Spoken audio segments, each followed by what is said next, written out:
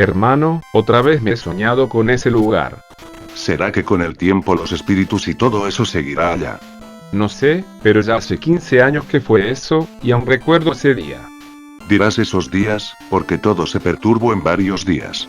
Y también creo que los abuelos, y todos los ex residentes de aquel lugar hicieron un pacto de silencio, porque nadie nunca de los sobrevivientes hablan del tema.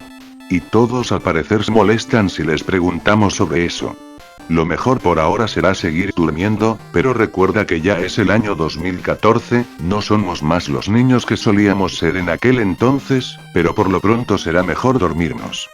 Tu sueño de anoche me dejó un poco pensativo, sería interesante regresar al lugar donde nuestras infancias fueron marcadas, sería como una especie de aventura. ¿Qué tal te parecería la idea de ir de nuevo? Pues tienes razón en decir que en ese entonces, éramos unos niños que nos cagábamos y asustábamos por todo, pero eso no me saca de la cabeza los hechos que presencié aquel día, de tan solo recordarme aún se me erizan los pelos. No entiendo por qué los buenos recuerdos se pierden con el tiempo, y estos malos recuerdos aún perduran a pesar de la prueba del tiempo. Ya sé que es duro eso, aún no comprendo el cerebro de las personas. Santiago, ¿cómo has estado últimamente? Te veo pálido, a veces no entras a clase. ¿Algo te pasa? Sí, de hecho mi hermano ha estado recordando hechos tétricos que nos sucedieron a nosotros en el pasado. Tú no crees en fantasmas ni en casas embrujadas, ¿cierto?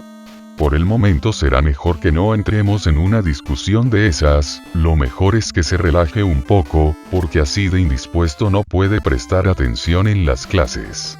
Creo que es verdad, pero a este paso me voy a dormir en clases. No entiendo la razón, por la cual me invitas a tu casa a estas horas de la noche. Vamos a ir a la villa de Yuma. ¿De qué están hablando? Espera con calma, yo te lo explico.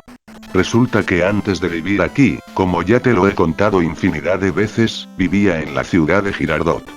Allí vivía con mis tíos.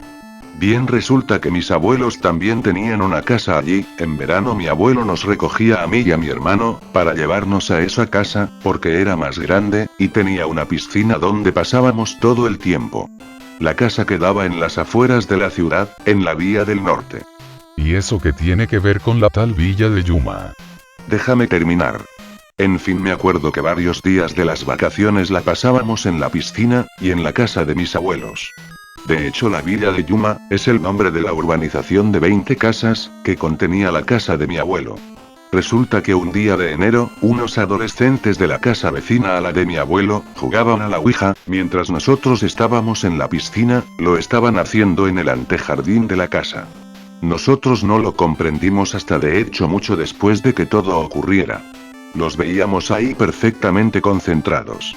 Por casi media hora habían estado allí sin moverse un solo centímetro, mi hermano y yo los observábamos detenidamente. Uno de los adolescentes empezó a tener un comportamiento extraño, se notaba por sus gestos, que algo malo estaba pasando. Los otros dos jóvenes empezaron a golpearle y a hablarle, pero no reaccionaba. No sé por qué lo hicieron, pero los sujetos, sin importarles que nosotros nos encontráramos en la piscina, arrojaron al sujeto. Le dije a mi hermano que saliera rápidamente porque el sujeto se desplazaba en la piscina con una fuerza sobrehumana. Yo me salí rápidamente, pero el sujeto, atrapando una de las piernas de mi hermano, comenzó a alarlo de nuevo hacia la piscina. Afortunadamente, con el cloro de la piscina, pude impedir su vista un momento, tal que me dio tiempo de sacar a mi hermano de la piscina, y emprender carrera hasta la casa. Al llegar mi abuela casi se desmaya, al ver la herida que hasta el día de hoy mi hermano conserva en su pierna. Pocas horas después de superar el shock producido en aquel momento, me asomé cuidadosamente a la ventana, y veía al chico aún en la piscina, pero no había señal alguna de los otros dos jóvenes. El chico al parecer no salía del lugar. Advertí a mis abuelos de que era peligroso salir ahora, pues no sé qué podría pasar con el chico ahí. Pero desgraciadamente, una señora de la casa de al frente, salió de su casa en aquel momento. Caminaba cerca a la piscina ignorando el comportamiento del joven, y el hecho de que se encontraba en mitad de la piscina con ropa. La mujer pasó por el borde de la piscina aparentemente fuera de la importancia del chico poseído.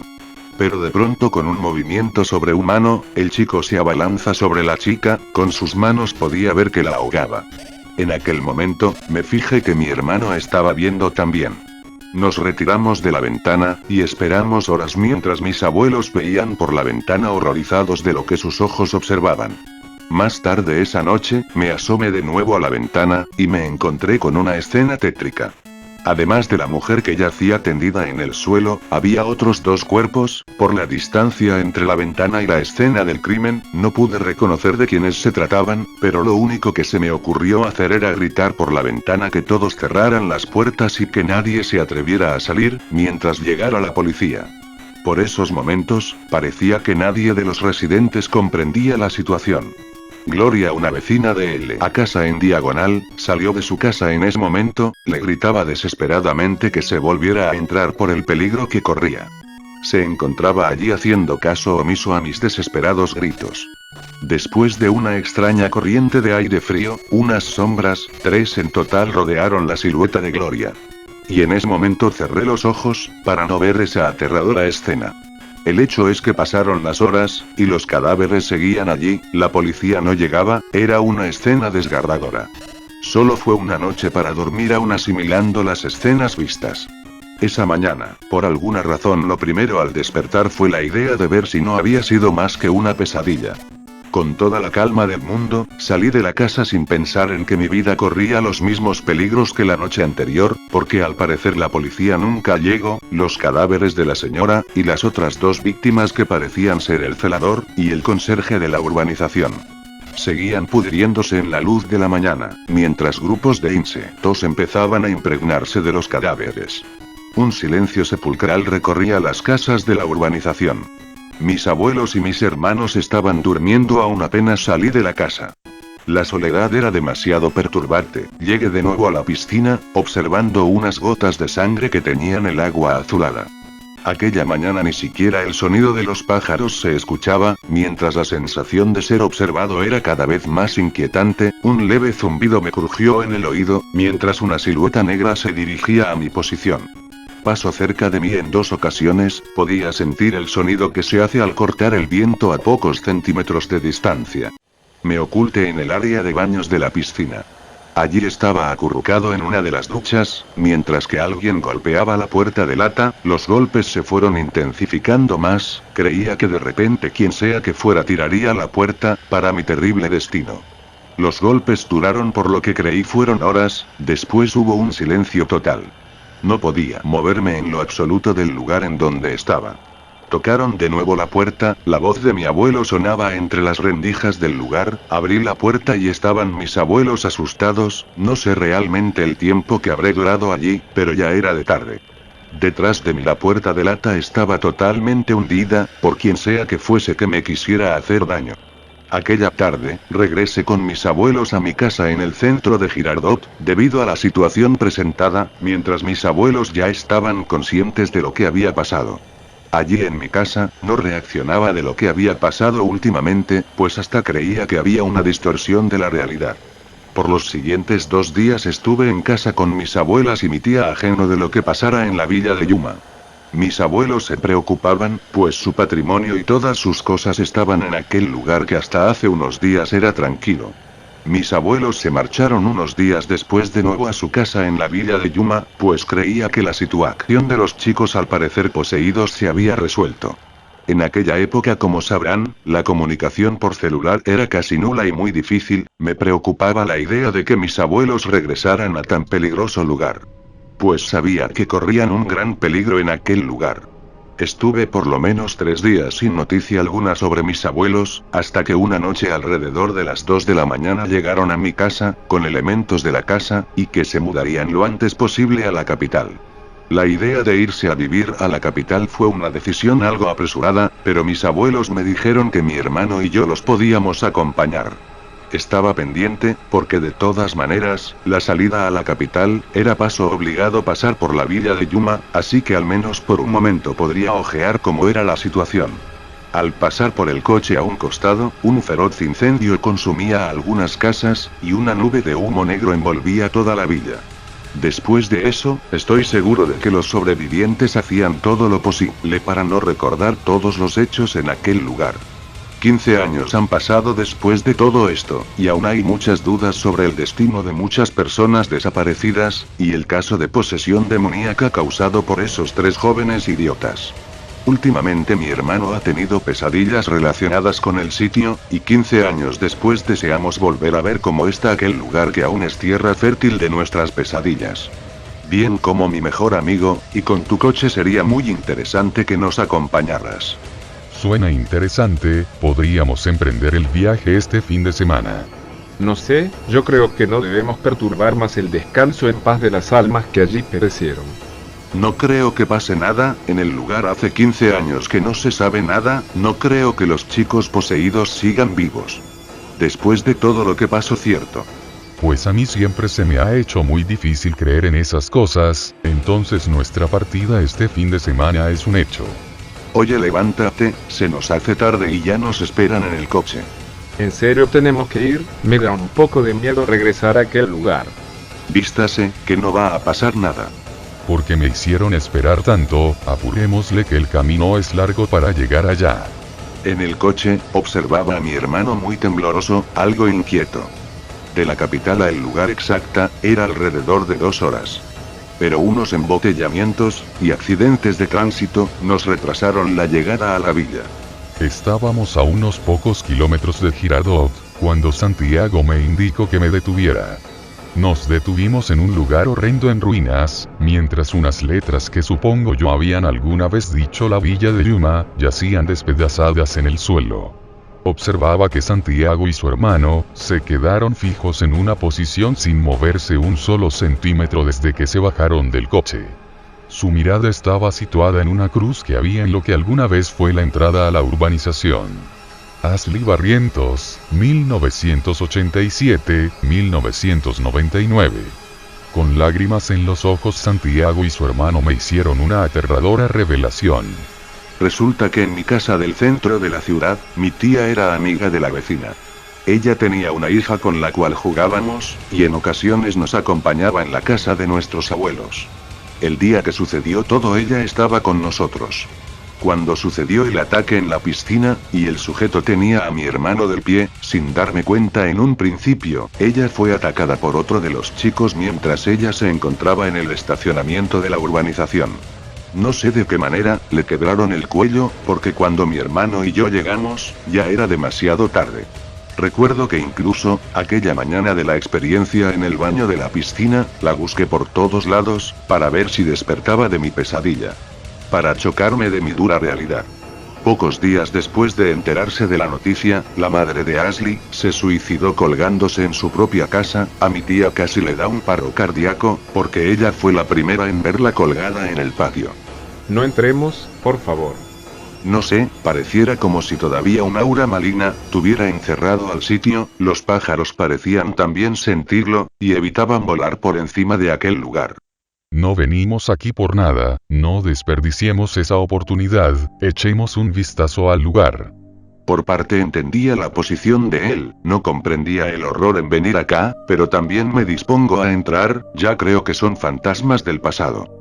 La sensación al entrar, fue aquella misma que sentí aquella mañana hace 15 años. Un ambiente solo, en donde el sonido de los insectos se apoderaba del ambiente. El lugar en sí no era muy grande, los restos del incendio eran evidentes, todas las viviendas estaban quemadas, algunas montañas de escombros se levantaban por el lugar. Me dirigí con ellos a la piscina, se había convertido en el lugar perfecto para la crianza de anfibios y de insectos. Sus aguas negras, contrastaban por lo que alguna vez fue aquel lugar. Una cosa me sorprendió, al final de la piscina, exactamente donde lo recordaba, aún se hallaban los esqueletos de aquella señora, el conserje y el guardián. Según parecía, nunca llegó la policía a este lugar. A estas alturas de la vida un cadáver ya no era algo a lo cual tener miedo, menos aún un esqueleto. Además pasamos por los baños de la piscina, la misma puerta de lata hundida, y en las duchas encontré uno de mis viejos zapatos. Nos dirigimos a la vieja casa de mis abuelos, donde casualmente esa era la casa menos afectada por el incendio. Entramos por la puerta que yo recordaba, muchas ruinas de años de acumulación de polvo, cubrían las paredes con nidos de insectos, y telarañas. Había muebles que yo reconocí adornaban la casa en aquel entonces. Subimos las escaleras, y les mostré el mismo ventanal, desde donde observé todo lo ocurrido. Estar 15 años después en ese ventanal era algo perturbador para mí, podía recordar como si fuera ayer, una horrible sensación, me absorbía mientras más tiempo permanecíamos en esta casa. Al subir a la terraza de la casa, fue un golpe duro para mi sentido de la realidad lo que a continuación veía.